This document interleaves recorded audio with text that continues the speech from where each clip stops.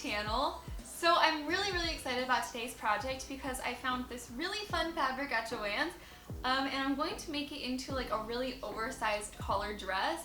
And I'm just really excited about both the print and the design. The only thing is I really wanted this dress to have long sleeves, but there was only 2 yards of this fabric left on the bolt, so I just took what I could get. And I was planning to like order more on the website, but I have been searching for like a month and I can't find it, so I don't think they have it anymore. So I think I'm going to have to adjust the design a little bit, maybe do short sleeves. But I think we're just going to try to see how much fabric I can actually get out of this, and hopefully I can do like the design I had in mind, at least with short sleeves. And so this is a linen fabric that has like this woven grid pattern into it, and because this fabric is not opaque enough by itself, I bought this lining to go along with it. And I think that this is just like a white crepe fabric, also from Joann's, and I got 1.5 yards of this. And I think this dress is going to be so cute, and I haven't made a dress in like a hot minute, which is like unusual for me, so I'm really pumped to get started on this project. Because the fabric I was using obviously had such a large scale like grid pattern, when I was cutting out my pieces, it was really important that I was matching up all of the lines on this print so that when I was cutting out my pieces, both sides are going to be symmetrical, so that when we sew up all of our pieces, it's going to be the same on both sides. And once everything was all lined up, I just measured and cut out all of my pieces. So first up, I'm showing you guys the bodice pieces here. And so we have the front on the left and the back on the right. And those triangle pieces that you guys are seeing are the darts. So when you're cutting these out, you just want to mark where those are so that we can sew them up later. The second piece I have here is the collar, and I ended up cutting this piece down so that it was about 4 inches all the way around, but I decided to give you guys a wider option in case you wanted to go even bigger on the collar. And then here are the sleeves, and like I mentioned, I originally wanted them long, but I'm actually really happy with how the shorter look turned out. And then this is the skirt piece, and it's pretty much just a big rectangle, so it's really easy. And then this is the lining skirt piece, and this one is a circle skirt so that we won't have as much gathering around the waist, and it's going to be 19 inches all the way around. And then next up, this is the ruffle piece, and the total length of all of your ruffles should be 100 inches, but you can cut that into as many pieces as you need to. And the last little piece here is just a really long strip that I'm saving to use for the ruffles around the collar later, and I pulled all of the black threads out of it so it would just be one white piece. Alright, now that all of our pieces have been cut out, I think I just want to get all of the darts out of the way.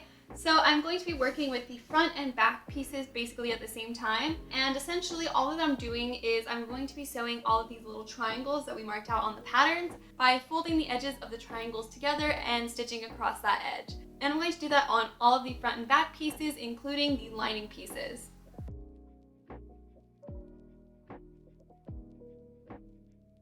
Also, this is kind of random, but does anybody else like have like constant fear when they're eating while sewing that like while they're unpinning, instead of like putting on their push pin, they're gonna put it on their food? Because I almost did that like 7 times while sewing that piece, but we're safe. And now because our front pieces are made into 2, I'm going to be adding in a fake button panel on the front just for extra detail, even though it kind of pains me to do fake buttons, but I just kind of want to do this quickly. So the way I did this is I just took my 2 pieces and put them pretty side and pinned them down the front. And I just pinned them to wherever it fits comfortably on me, which was about 2 inches away from this edge here. And now I'm just going to sew along this edge here and do the same on the lining pieces. And I'm sorry it's so hard to see these lining pieces on the background, but trust me, it's the exact same thing as I did on the front.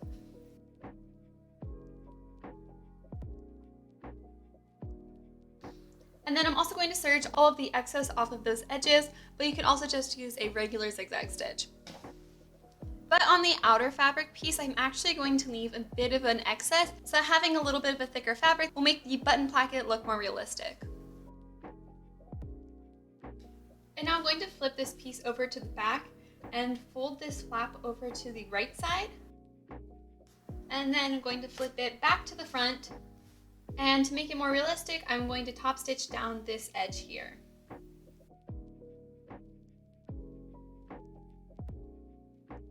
And now for the fun part, I'm just going to top stitch on some of these little black buttons down the front. And my favorite trick for sewing on buttons is using this little button foot that makes it really easy to hold the buttons in place. And so you're just going to switch it out for your regular foot, turn your machine onto a zigzag stitch, and lower the feed dog so that it doesn't move the fabric. And then you can just zigzag stitch your buttons on. And it's seriously so fast and nice. And now that the front piece is looking good, I am going to take our back pieces and I'm going to put these pieces pretty side and sew them together down their shoulder seams and side seams. And I'm going to do the same thing with all of the lining pieces. And our bodice is really starting to come together.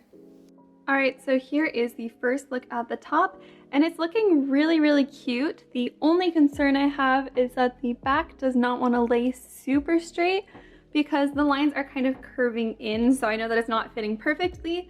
So the thing I think I'm going to take in to fix that is just the side seams a tiny bit. But other than that, it is looking really cute, and I think we're going to start on the collar next. And it's super important to remember that whatever changes you make on the front piece, you're also going to have to make to the lining piece. And I just tried on the bodice again, and it is looking much better after that little adjustment. And like I said, it's time to work on the collar, so I just tried it on, and I kind of saw where I want the zipper to go down the back, so it's going to be about halfway through this square. So that's where I want to make sure that we put the top of our collar. So now I'm going to take my collar pieces and all of my trim pieces, and the first thing I'm going to do is I'm going to take either of these really small trim pieces, and I think I'm going to try to do a rolled hem down one of their edges so that it has a finished edge. But you can of course just fold it over twice and stitch it down if that's easier. And I'm honestly not very good at rolled hems yet, so just adding a regular hem would probably be the easier option for me too. But it's always good to try to improve these skills, even if it may not be the best option for me right now. Well, that actually went surprisingly well. Look how snazzy that is. Alright, let's see if I can do that one more time on the other piece. And now I'm going to add 2 parallel basting stitches across the raw edge to start gathering these pieces up.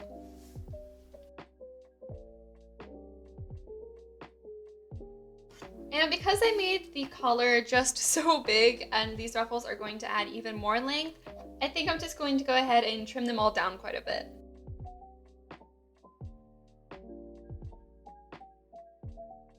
And now I'm going to take the outer layers of our collar and I'm going to start gathering up our long ruffle pieces and pinning them around these edges.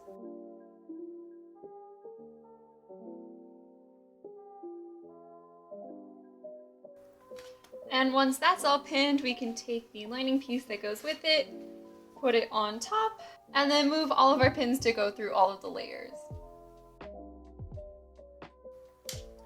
And then once it's all pinned, we're going to sew all the way around.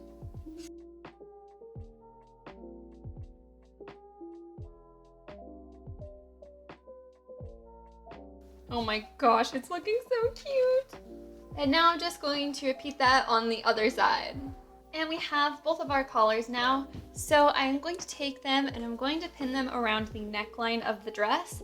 And I think I'm going to overlap their ruffles just a little bit and align them over the little buttons that we did. And right now I'm only pinning them to our outer layer, so not the lining yet. And for right now, I'm only going to baste this in place. Well, the bodice is essentially assembled for now. We still have to add on the sleeves, but we're going to do those later, so I'm going to put it to the side. And I think we're going to work on the skirts next. So I'm going to take both our lining circle skirt and just our regular outer layer skirt. And I'm going to start by sewing either of their side seams together.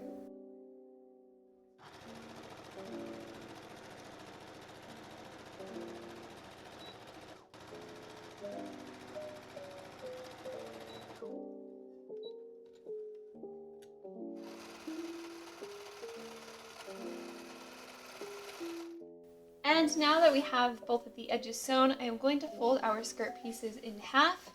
And to make room for the zipper, I'm going to cut a 9-inch slit down the center of the back panels. And now I'm going to work with just the outer layer skirt, and I'm going to start gathering it up by putting 2 parallel basting stitches all across the top edge.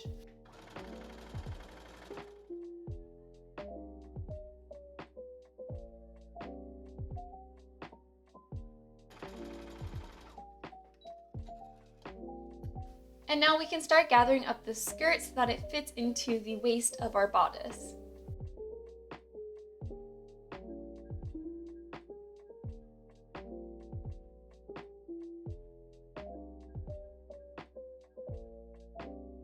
And before we sew the skirt to the bodice, I'm also going to pin the lining skirt all the way around the waist. And now that these are all pinned, we can sew them all together.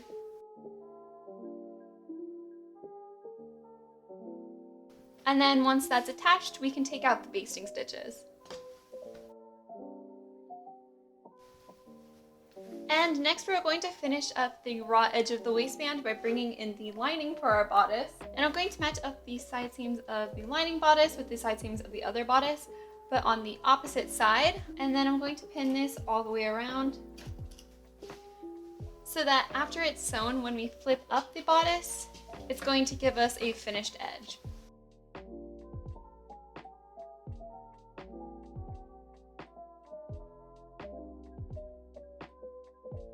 Now that the bodice lining is attached, I'm going to flip it up so that it's lined up with the other bodice. And we want to attach their neckline so we can get a finished edge on the top. So basically, I'm going to take the lining and wrap it around the side of the skirt until these pieces are facing pretty side to pretty side. And then I'm going to pin them so that their necklines are matching up all the way around. And then I'm going to sew it. And it looks a little bit messy and confusing, but trust me, as long as you're matching up the two bodice pieces pretty side to pretty side, everything should go smoothly. And now you should be able to turn this right side out to reveal our finished neckline. We're going to go back to working on the skirt now, and we need to add on our ruffles. So I'm going to take all of these strips that we cut out and sew them into one big loop. And again, I'm going to serge those little edges. And then I'm going to add our 2 parallel basting stitches across the top again. And like I said, I already split my skirt into 2 equal sections, so I'm going to pin these sections to either of my side seams so that I make sure that all of my ruffles are going to be even. And now that they're all sectioned out, we can go ahead and pull on our basting stitches to gather them into these spaces.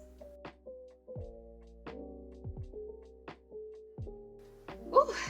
Now that all the ruffling is done, we can sew all the way around.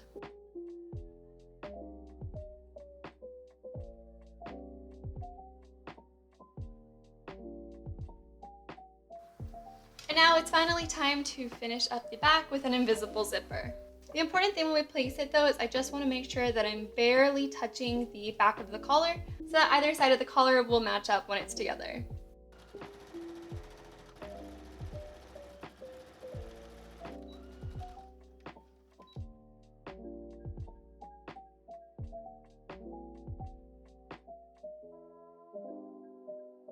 This dress is actually super close to being done now, and the last big step that we have to do is attaching the sleeves.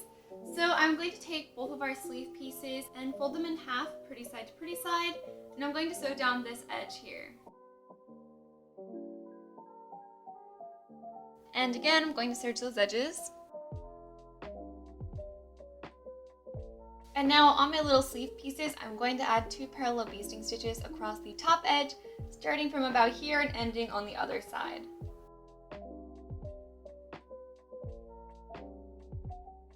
So the reason why we added basting stitches on the top edges here is to help the sleeves fit into the armholes a little bit better, but we're only going to use them very lightly. We're not going to be making big gathers this time. So I'm going to take these 2 pieces and turn them right side out. And then I'm going to bring in my dress. And the dress right now is inside out because again, we want these pieces to be pretty side to pretty side. So I'm going to take my first sleeve piece and I'm going to match up its lower seam with the bottom of the armhole. And then I'm going to pin the top of the sleeve to the top of the armhole. And when we're doing this, we want to make sure that we're catching both layers of our bodice. And now the sleeve should be a little bit bigger than our armhole. So we're going to pull on those basting stitches just a little bit to gather it into that space. And once it's all pinned in place, we're just going to sew all the way around.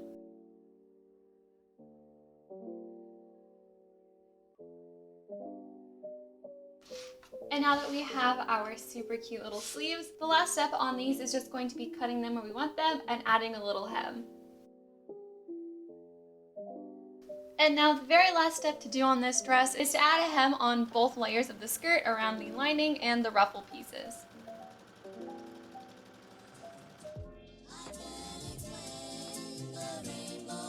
And here's the finished dress.